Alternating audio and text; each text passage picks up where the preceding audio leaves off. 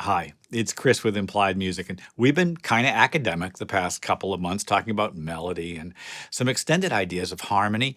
Let's loosen our hands on the reins a bit and talk about my top six favorite minor chord progressions. These are chord progressions to jam over, to maybe songwrite with. And I've stolen these progressions from some famous songs, some famous classical music, and they're incredibly useful. They're available sort of for free to everybody. You can't copyright a progression, right? We'll talk a little bit about what kind of scales and stuff like that to use as well. I've got 6 examples, so let's jump in.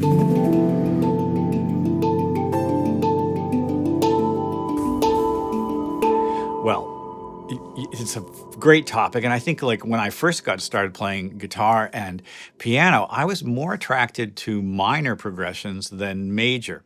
But I want to make sure we're all in agreement about what we mean when we say minor, because the truth is when you start to learn about minors, you'll discover that there are actually sort of 3 important and slightly different minor scales. And maybe we can extend that to the minor pentatonic, the blues scale. Maybe we could say there's 4. They all work differently with different chord progressions. Well, there's an argument to be made that the minor scales preceded the major scales in church music, European music of the earliest sort of historical sense. But as the major scale is built on the harmonic series, and so I tend to think of it as the primary scale to learn first. The major scale in C is a string of whole and half steps, whole, whole, half, whole, whole, whole, half to get back to the C. Now, if I begin on the 6th step of that scale, which is A, and use the same notes, exactly the same notes, I get what we call the natural minor scale. The natural minor scale here, sometimes called the Aeolian mode, has a minor third, 4, 5, a minor 6th, a minor 7th, and then back again.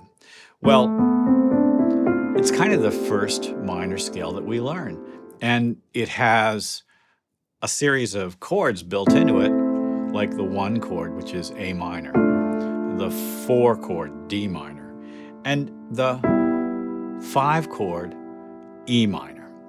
That's 3 minor chords. The primary chords on 1, 4, and 5 are each minor. Well, it turned out that Western composers particularly really wanted a leading tone. The leading tone is the 7th degree of a scale and wants to push us up to the tonic. So we have a couple of solutions for that. And the very first one is to raise that 7th degree. And we get a scale that is known in Western music theory as the harmonic minor. And it's useful because we get this sound, the strong dominant on 5, leading home again. This sound, very familiar, super useful. Well, there's a third minor scale that's taught that has a major 6th and a major 7th. The F is sharp. The G is sharp. That's on the way up. And we actually call that one the melodic minor. And there's no real particular reason, except my teacher said that you can remember it as the melodic minor because on the way down, the melody changes. That 7th degree and 6th degree become minor. It's a strange phenomenon. Another scale we can use in minor is the minor pentatonic. And this is a great sound. If I do this and add a blue note, let's see if my computer recognizes it. Yeah, this is the A minor blues, and the blue note is in between 4 and 5. Well, in a way, that's all you need to know, except that I will say that a lot of the chord progressions that we're going to look at use mixture, modal mixture, chords borrowed from their relative major, or very rarely. No, I guess none of my examples use the parallel major, chords borrowed from the parallel major. No, they do, because some of them, a couple of them use the 4 major chord. They sort of Plagal Dorian sound? Well, listen, I'll explain it as we go through. So let's go back to the beginning and look at these 6 examples. Well, I almost made a liar of myself with the first example. My first example is the progression from House of the Rising Sun, A minor, C, D major. There's one of those mixtures. And then, it goes to the 5 chord, E. It's major. So we're using a kind of a combination of sounds here, and I love that. Now, when I solo over this, I use blues-inflected melodies sometimes. Here I've kind of almost felt like it's a classical piece, right? I love this sort of major chord there.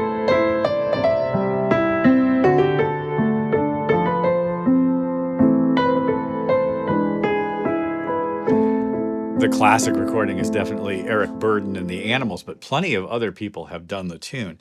A minor, C, D major. I love the D major. That's the sound of the Plagal Dorian. In the Dorian mode, the 6th step is raised, and you get a 1 chord that's minor and a 4 chord that's major. And it's great in a blues context.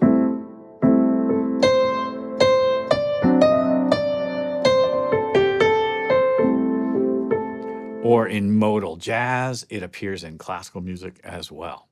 And of course, House of the Rising Sun uses the 5 chord as well. And that 5 chord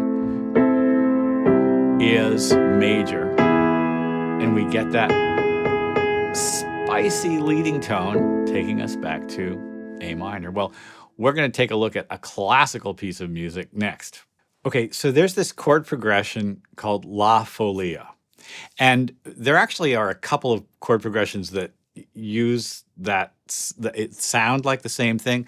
La Folia, the folly, compared to La Folia with 2 L's, which is the leaf. They actually are really closely related musically. This is the one that, I think is great to learn. So if I just played what's on the screen here, this is a very easy version of it.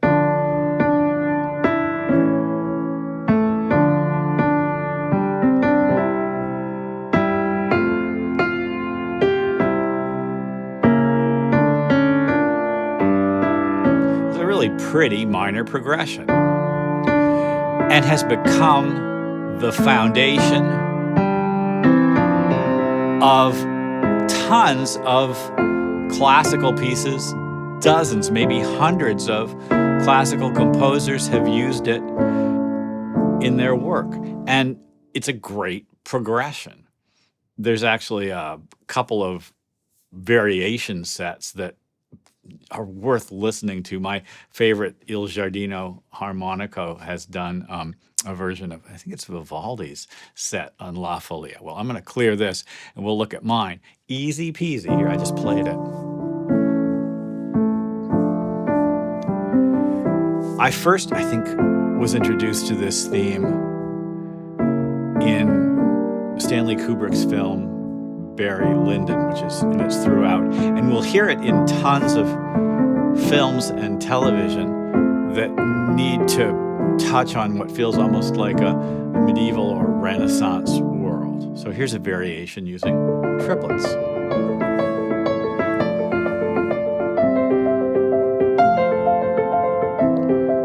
And just, for me, just so much fun just to play through these changes.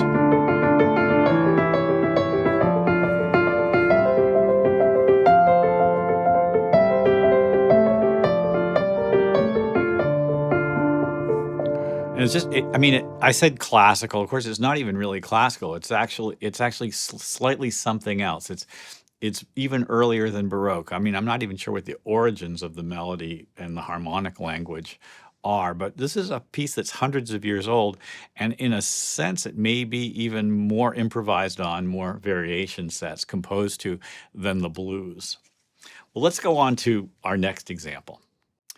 Our next example is drawn from a favorite song of mine, I Will Survive. And it's really just the circle of fifths around the circle of fifths in minor. So we're in G minor. And we can expect to see C minor, etc. E flat major, F major, B flat. So I'm going to go around the circle of fifths. G minor is the 5 of C minor, and then C is the 5 of F, which is the 5 of B flat, which is the 5 of E flat. E flat is the 5 of A flat, but A flat is not in key, so we're going to go to A minor 7 flat 5, D sus to D7. This my teacher called the harmonic highway, right around the circle within a key, gives you a really powerful effect. Sort of keeps you moving, and that's really all this song does. There's kind of no other relief harmonically. And I like this bass line that just kind of walks between the chords.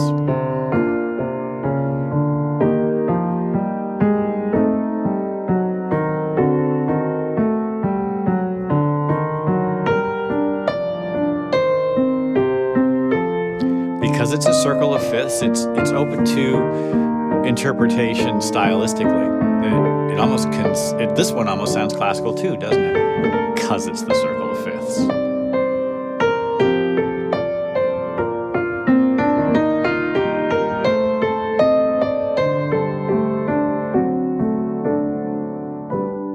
And I ended it with G major, which is a kind of a classical thing to do. We actually call that major resolution at the end of a minor tune by a name. It's called the Picardy Third, named after the place in France. I don't know. There was a big sort of battle in the middle period of Renaissance and Baroque music about who was going to be the boss of musical language. And is it going to be Flemish? Is it going to be Italian? Is it going to be French? But this one's, I guess, French. Let's go on. Well, we've made it through number 6, number 5, and number 4. So this is in my countdown of my top 6 favorites, number 3. And this is an easy peasy Dorian Plagal. In other words, we talked about it at the top, A minor, D7. And it's kind of a Latin flavor to my mind. So this is open voicings of those chords, right? And super fun to play with.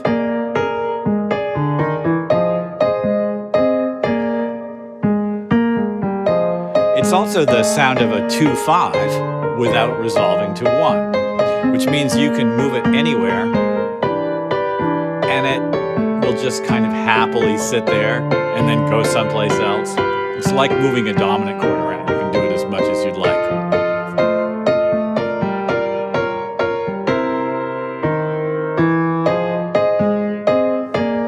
Good boppy thing. And scales associated with it, just like the minor 7, the Dorian mode.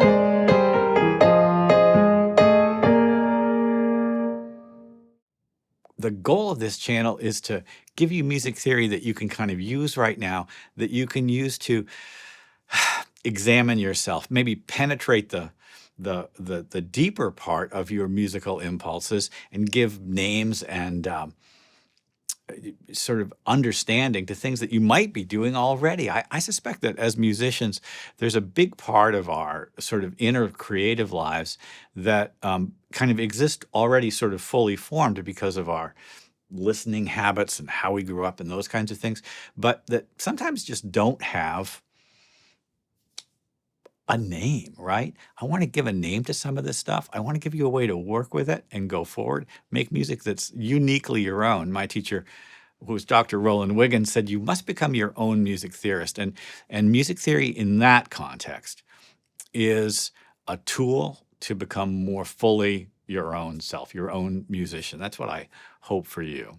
Well, like and subscribe to the channel if this is useful for you guys, all right? I want comments. I want likes. I love getting this channel out to more musicians, and we've got to get it in front of eyes, I guess, to make it work.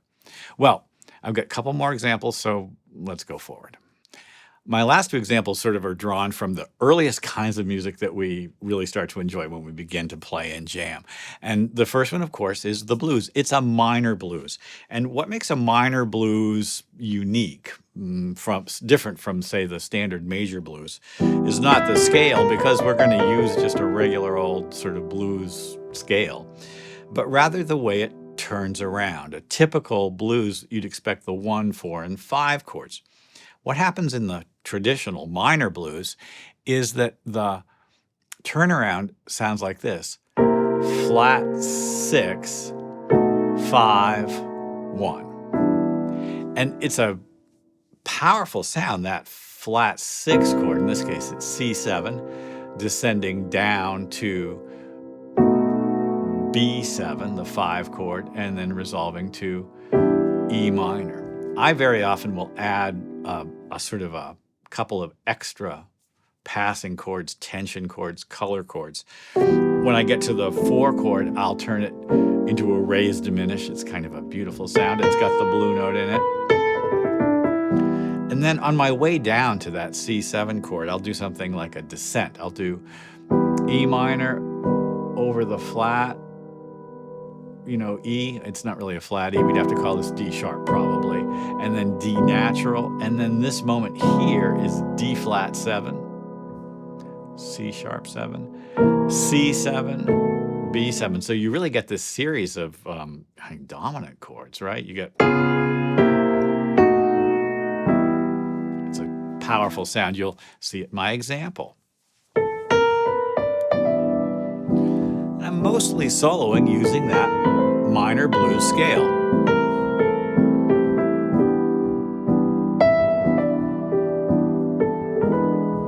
E7 goes to A minor. It's a push. There's that diminished chord, A sharp diminished. Back to 1, and then walking down. D flat 7 sinks to C7.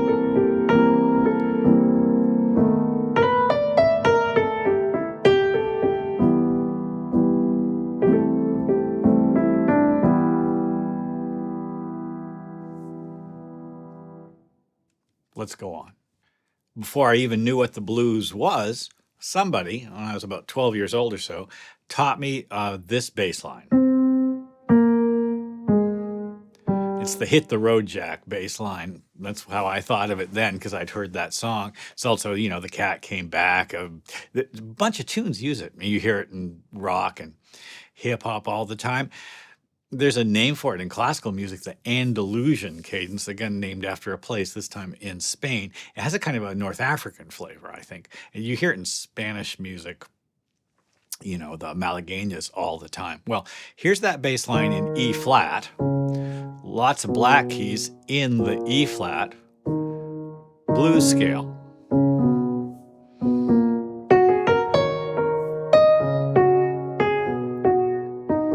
I love the E flat blues scale for its layout on the keyboard. If you just play black keys, you can't play a wrong note.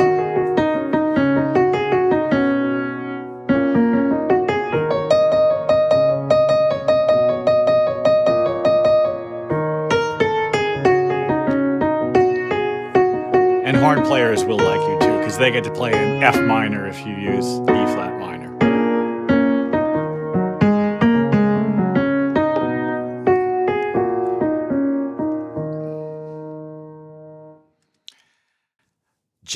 Jamming is great. Simple chord progressions, repeated over and over again, exploring melodic ideas. Here's questions to keep in mind as you jam. What melodic figure stitches together this chord progression? How do non-chord tones sound against chords?